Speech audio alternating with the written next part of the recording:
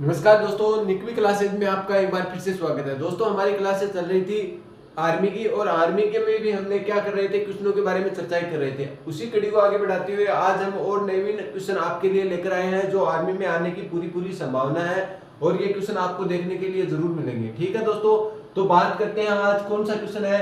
पूर्णा, मंजरा, परवरा किसकी सहायक नदियां हैं। ये जो हमारी भारत की जितनी भी नदियां होती हैं उनके बारे में आपसे क्वेश्चन पूछा जाता है। कुछ एक या दो नदियों का नाम दे दिए जाते हैं और उसमें से आपसे पूछा जाता है कि ये किसकी सहायक नदियां हैं। तो हम बात करेंगे हम पूर्णा, मंजरा और परवरा किसकी सहायक नदियां हैं। इससे पहले हम बात करते हैं कृष्णा की सहायक नदियों के बारे में, कि कृष्णा जो नदी है उसकी कौन कौन सी सहायक नदियां हैं। तो घाट प्रभा, माल प्रभा, भीमा नदी और तुंगभद्रा नदी और मूसी नदी किसकी सहायक नदी है। कृष्णा की सहायक नदी है। एक तो कौन सी, घाट प्रभा, दूसरी पूछ ली जाए माल प्रभा। कृष्ण जी के पास क्या है, माल है, तो माल प्रभा। घाट है, घाट प्रभा। आगे बात करते हैं मूसी नदी किसकी सहायक नदी है। तो मूसी नदी भी किसकी सहायक नदी है, कृष्णा की सहायक नदी है। मूसी नदी, भीमा नदी। आगे बात करते हैं तुंगभद्रा नदी, और कौन सी, तुंगभद्रा नदी किसकी सहायक नदियां हैं। ये कृष्णा की क्या है, सहायक नदियों में से है। ठीक है दोस्तों, तो आपको समझ में आ गया होगा कि घाट प्रभा, माल प्रभा, मूसी नदी के किनारे पर कौन बसा हुआ है, ये आपको कमेंट करके बताना है। और भीमा नदी और तुंगभद्रा नदी किसकी सहायक नदी है, ये कृष्णा की सहायक नदी है। ठीक है दोस्तों, आगे और हम चर्चा करते हैं कि गोदावरी की सहायक नदियां कौन कौन सी है। गोदावरी की सहायक नदियों के बारे में बात करें तो पेनगंगा, वेनगंगा, पूर्णा, इंद्रावती। तो मैंने लिख रखा पूर्णा, मंजरा, परवरा, ये तो किसकी सहायक नदी है, गोदावरी की सहायक नदी है। इसके अलावा कौन कौन सी है, पेनगंगा, ये कई बार क्वेश्चन पूछा हुआ है, पेनगंगा और वेनगंगा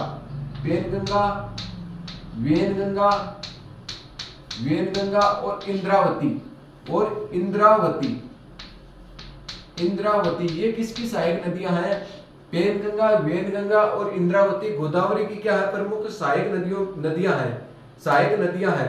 ठीक है दोस्तों, आगे बात करते हैं कावेरी की सहायक नदियों के बारे में बात करें तो कावेरी की सहायक नदी है कोयन, भीमा, मूसी व दूधगंगा। कोयन, भीमा, वरना और कौन सी, मूसी नदी, दूधगंगा। तो एक तो कौन सी नदी हो गई, दूधगंगा इसकी सहायक नदी, ये मोस्ट है इसकी, दूधगंगा, क्योंकि इसमें कंफ्यूजन होता है। वेनगंगा और पेनगंगा किसकी सहायक नदी है, गोदावरी की सहायक नदी है। आगे बात करते हैं दूधगंगा और भीमा और कोयन नदी और मूसी नदी।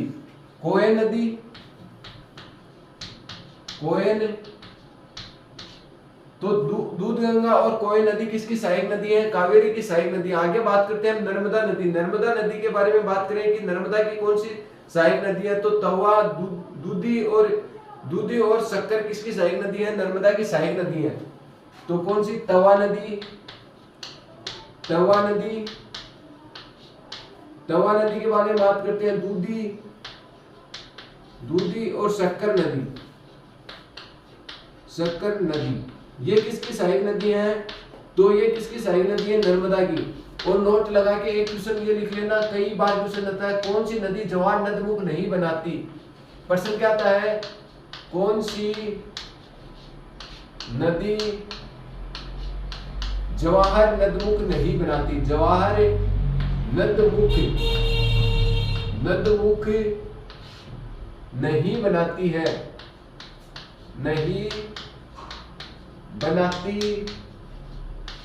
कई बार क्वेश्चन पूछा हुआ है। तो नर्मदा और ताप्ती, कौन सी दो नदियां हैं, नर्मदा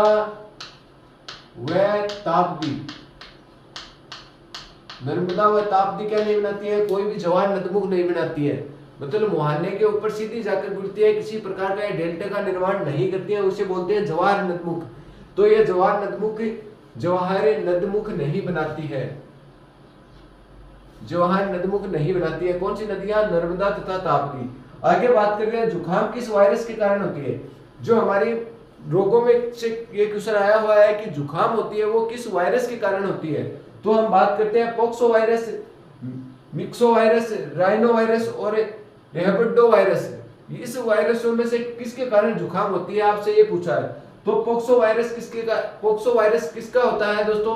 पोक्सो वायरस के बारे में बात करते हैं तो चेचक का होता है, चेचक का होता है, चेचक का। और चेचक के टीके की खोज किसने की थी? एडवर्ड जेनर ने, एडवर्ड जेनर ने, एडवर्ड जेनर ने किसके टीके की खोज की थी? चेचक के टीके की खोज की थी। आगे बात करते हैं मैक्सो वायरस। मैक्सो वायरस किसके कारण होता है? तो मैक्सो वायरस के बारे में बात करें तो मैक्सो वायरस होता है खसरे के लिए। किसके लिए? खसरा।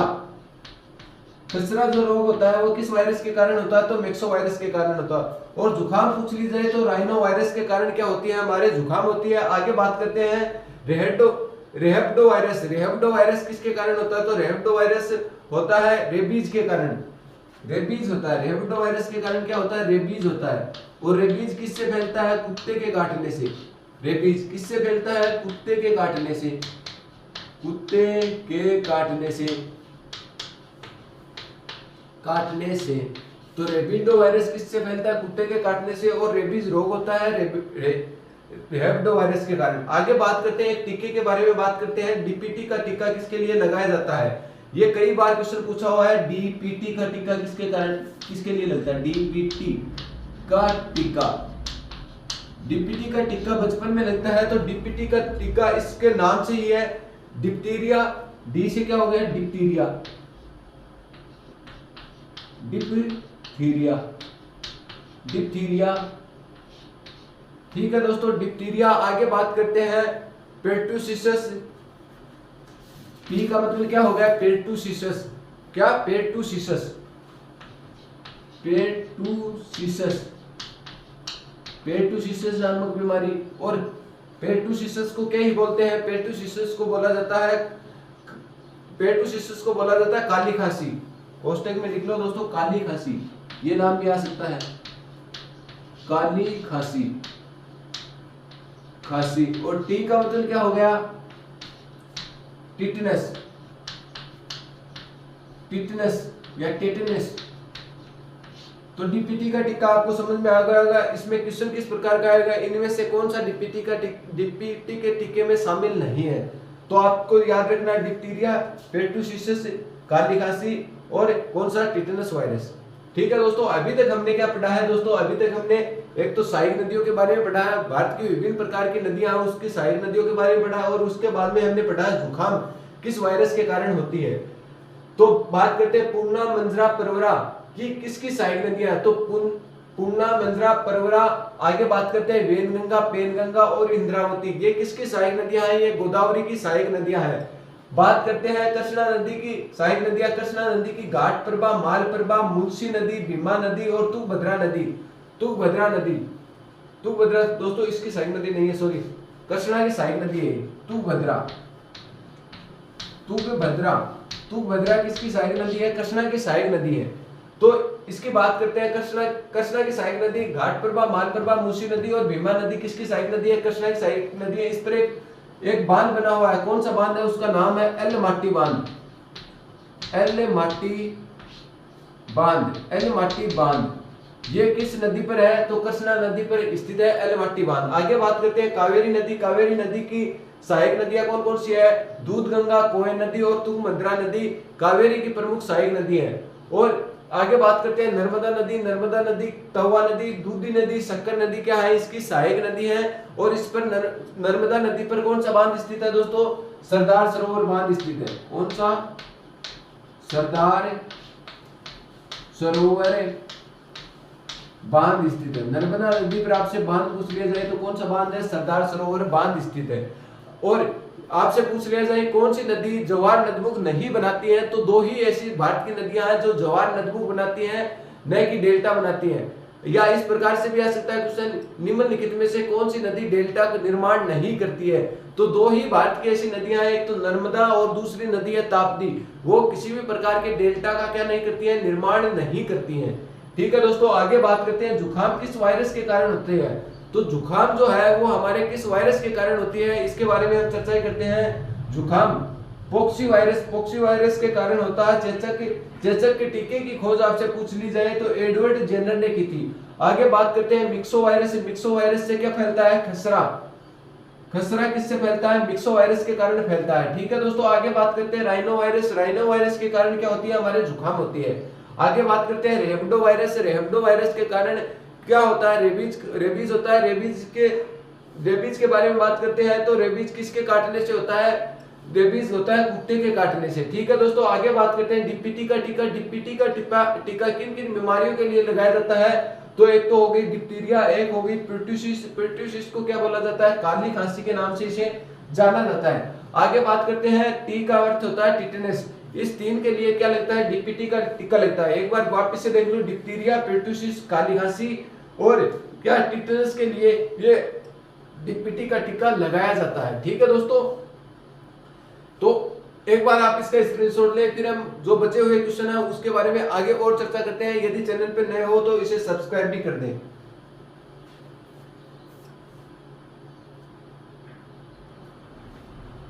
दोस्तों आगे और क्वेश्चन के बारे में चर्चा करते हैं। हवाई जहाज उड़ने के लिए कौन सी आदर्श परत मानी जाती है? हमारे वायुमंडल को कितनी परतों में विभाजित किया गया है? तो हमारे वायुमंडल को 5 परतों में विभाजित किया गया है। सबसे निचली परत कौन सी होती है? क्षोमंडल होती है। और सबसे ऊपरी परत कौन सी होती है? बहिर्मंडल होती है। सबसे ऊपरी परत देखो, सबसे निचली परत आपसे पूछ लिया जाए, सबसे निचली परत तो सबसे निचली परत कौन सी होती है? क्षोभमंडल होती है, जिसे बोलते हैं ट्रोपोस्फीयर, क्षोभमंडल। और सबसे ऊपरी परत कौन सी होती है? सबसे ऊपरी परत होती है बहिर्मंडल। सबसे ऊपरी परत कौन सी होती है? बहिर्मंडल होती है। कौन सी होती है? बहिर्मंडल कौन सी होती है? सबसे ऊपरी परत होती है। इसमें किस गैस की अधिकता पाई जाती है? तो हाइड्रोजन का प्रतीक है H व हीलियम। हाइड्रोजन व हीलियम गैस की अधिकता किस मंडल में पाई जाती है आपसे पूछ ली जाए तो बहिर्मंडल में सर्वाधिक पाई जाती है। और सबसे निचली परत आपसे पूछ ली जाए तो क्षोभमंडल होती है। सबसे ऊपरी परत कौन सी होती है? बहिर्मंडल होती है। तो इस प्रकार से के वायुमंडल को कितनी परतों में बांटा गया है? देखो दोस्तों, क्षोभमंडल, संतापमंडल, मध्यमंडल, आयनमंडल और कौन सा? बहिर्मंडल। इन 5 परतों में बांटा गया है। इस क्षोभमंडल में कौन कौन सी घटनाएं होती है? क्षोभमंडल में जितने भी मौसम संबंधित घटनाएं होती है वो किस में होती है? क्षोभमंडल में होती है। मौसम संबंधी घटना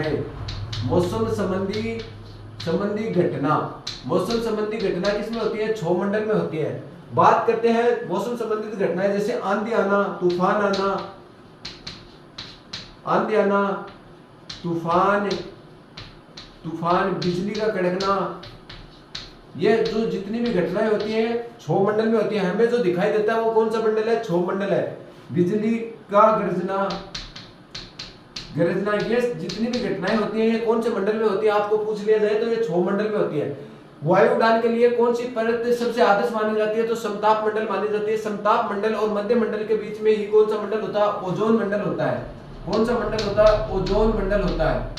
ओजोन मंडल ये हमारी क्या करता है? इसे पृथ्वी का क्या कहते हैं? पृथ्वी का सुरक्षा कवच कहते हैं। पृथ्वी का सुरक्षा कवच क्यों कहते हैं? पृथ्वी का सुरक्षा कवच, इसे पृथ्वी का सुरक्षा कवच क्यों कहा जाता है आपसे पूछ लिया जाए तो पृथ्वी का सुरक्षा कवच इसलिए कहा जाता है क्योंकि सूर्य से आने वाली पराबैंगनी किरणों को क्या करता है? रोकने का काम करता है। इसीलिए ओजोन दिवस कब मनाया जाता है आपसे पूछ लिया जाए? ओजोन दिवस कब मनाया जाता है? 16 सितंबर को मनाया जाता है।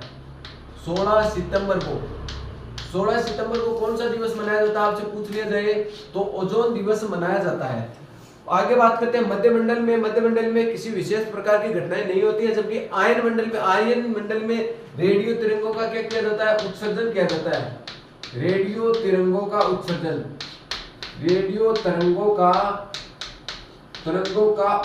किया जाता है। रेडियो तरंगों का उत्सर्जन कहां से होता है? तो आयन मंडल से होता है। तो रेडियो तरंगों में विभिन्न प्रकार के यंत्र उपकरण लगाए जाते हैं, जो कहां लगाए जाते हैं? तो आयन मंडल के अंतर्गत लगाए जाते हैं। जैसे हमारे संचार से संबंधित जितनी भी व्यवस्थाएं हैं वो कहां से लगाए जाते हैं? तो आयन मंडल में उसे लगाया जाता है। ठीक है दोस्तों, आगे बात करते हैं। अगला क्वेश्चन क्या है? निकट दृष्टि दोष में किस लेंस का उपयोग किया जाता है? निकट दृष्टि दोष में हमें निकट की वस्तुएं साफ दिखाई देती हैं जबकि दूर की वस्तुएं साफ दिखाई नहीं देती हैं। ठीक है दोस्तों, इसमें कौन से लेंस का उपयोग किया जाता है, आपको लेंस पूछ लिया जाए तो इसमें कौन से लेंस का उपयोग किया जाएगा दोस्तों, तो इसमें अवतल लेंस का उपयोग किया जाएगा। अवतल लेंस को अन्य किस नाम से जाना जाता है, तो हाइपर मायोपिया के नाम से इसे जाना जाता है। दूसरा नाम क्या है, इसे ये नाम भी आ सकता है इसको हाइपर मायोपिया। और उत्तल लेंस किसके लिए है, ये दूरदृष्टि के लिए है। किसके लिए, दूरदृष्टि के लिए। दूरदृष्टि के लिए कौन सा लेंस है, उत्तल लेंस है। और इसके लिए कौन सा, इसका अन्य नाम क्या है, मायोपिया। और जो जरा दृष्टि दोष है उसके लिए कौन से लेंस का उपयोग किया जाता है, दीफॉक्सी के लिए। जरा दृष्टि दोष के लिए द्विफॉक्सी लेंस का उपयोग किया जाता है। आगे बात करते हैं बेलनाकार लेंस। बेलनाकार लेंस का उपयोग कब किया जाता है, बेलनाकार अदृष्टिहीन व्यक्तियों के लिए बेलनाकार लेंस का उपयोग किया जाता है। अदृष्टिहीन के लिए, अदृष्टिहीन के लिए कौन से लेंस का उपयोग किया जाता है, बेलनाकार लेंस का उपयोग किया जाता है। इसको क्या होता है, दिन में भी कम दिखाई देता है और रात को एकदम बिल्कुल कम दिखाई देने लग जाता है। तो कौन से लेंस का उपयोग किया जाएगा, बेलनाकार लेंस का उपयोग किया जाएगा। ठीक है दोस्तों, बात करते हैं लेंस प्रतिबिंब कहां बनता है। तो प्रतिबिंब, आंख में प्रतिबिंब कहां बनता है, यह भी आपसे कई बार क्वेश्चन पूछा हुआ है। आंख में प्रतिबिंब कहां बनता है, प्रतिबिंब कहां बनता है, कहां बनता है। तो कहां बनता है, रेटिना पर बनता है। रेटिना पर बनता है। और किस प्रकार का बनता है रेटिना पर प्रतिबिंब, वास्तविक तथा उल्टा, वास्तविक व उल्टा बनता है, उल्टा। और वास्तविक दूरी, आंखों को देखने के लिए वास्तविक दूरी कितनी होनी चाहिए, तो आपसे पूछ लिया जाए तो 25 सेंटीमीटर से परे क्या देख सकते हैं, हमारी आंखें देख सकती हैं। यह भी कई बार क्वेश्चन पूछा हुआ है कि आंखों को देखने के लिए न्यूनतम दूरी कितनी होनी चाहिए, तो 25 सेंटीमीटर होनी चाहिए। उसके बाद में ही आंखें क्या करती हैं, देख सकती हैं। ठीक है दोस्तों, तो अभी तक हमने क्या पढ़ा, अभी तक हमने पढ़ा है कि हवाई जहाज उड़ने के लिए आदर्श परत कौन सी मानी जाती है। तो मैंने बताया कि आपको वायुमंडल में कितने प्रकार की परतों में विभाजित किया गया है। तो वायुमंडल को 5 परतों में विभाजित किया गया है। कौन कौन सी परतें हैं, क्षोभ मंडल है, समताप मंडल है, मध्य मंडल है, आयन मंडल है और बहिर्मंडल है। अब बात करते हैं सबसे निचली परत कौन सी परत है, तो क्षोभ मंडल है। और सबसे ऊपरी परत या बाहरी परत कौन सी है, तो बहिर्मंडल है। इसमें किस गैस की अधिकता मिलती है, हाइड्रोजन तथा हीलियम गैस की क्या मिलती है, अधिकता पाई जाती है। ठीक है दोस्तों, आगे बात की थी हमने क्षोभ मंडल है, क्षोभ मंडल।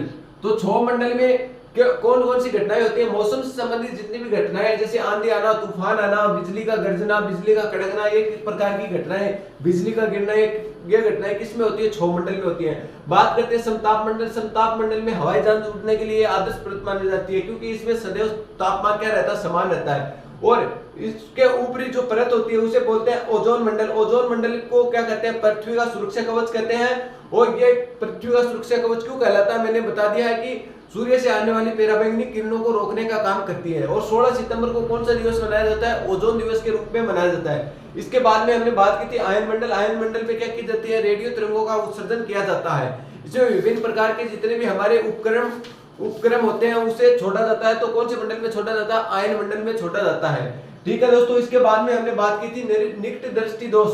निकट दृष्टि दोष में व्यक्ति को क्या होता है, निकट की वस्तुएं तो साफ दिखाई देती हैं परंतु दूर की वस्तुएं क्या नहीं दिखाई नहीं देती हैं। ठीक है दोस्तों, बात करते हैं इसमें कौन से लेंस का उपयोग किया जाता है। तो इसमें उत्तल लेंस का क्या किया जाता है, उपयोग किया जाता है। उत्तल लेंस को अन्य किस नाम से जाना जाता है, तो हाइपर मायोपिया के नाम से इसे जाना जाता है। बात करते हैं उत्तल लेंस। उत्तल लेंस में दूरदृष्टि दोष के रूप में इसे काम में लिया जाता है। इसे क्या कहते हैं, मायोपिया कहते हैं। मायोपिया के नाम से जाना जाता है। द्विफॉक्सी लेंस, द्विफॉक्सी लेंस कब लगाया जाता है, तो जरा दृष्टि दोष में लगाया जाता है। और हमारी आंख में प्रतिबिंब कहां बनता है, तो रेटिना पर बनता है। और प्रतिबिंब किस प्रकार से बनता है, रेटिना पर वास्तविक तथा उल्टा बनता है। ये कई बार पूछा हुआ क्वेश्चन है कि आंख में प्रतिबिंब बनता है वास्तविक तथा उल्टा, वास्तविक तथा सीधा, आभासी तथा सीधा, इस प्रकार से ऑप्शन में आए हुए हैं। ठीक है, तो वास्तविक तथा उल्टा क्या बनता है, हमारी आंख में प्रतिबिंब बनता है। ठीक है दोस्तों, और न्यूनतम दूरी कितनी होनी चाहिए, आंखों को देखने के लिए 25 सेंटीमीटर न्यूनतम दूरी होनी चाहिए। तो ये थी दोस्तों आज की हमारी क्लास। बचे हुए जो और क्वेश्चन है वो आगे की कक्षाओं में हम चर्चा करते रहेंगे। उम्मीद करता हूँ आपको ये अच्छे से समझ में आ रहे हैं। समझ में आ रहे हैं तो चैनल को लाइक व सब्सक्राइब कर दो और इस चैनल को ज्यादा से ज्यादा लोगों को भी शेयर कीजिए ताकि हमारा चैनल या आपका जो चैनल है ये अच्छे से आगे बढ़ सके। दोस्तों आज के लिए इतना ही, धन्यवाद।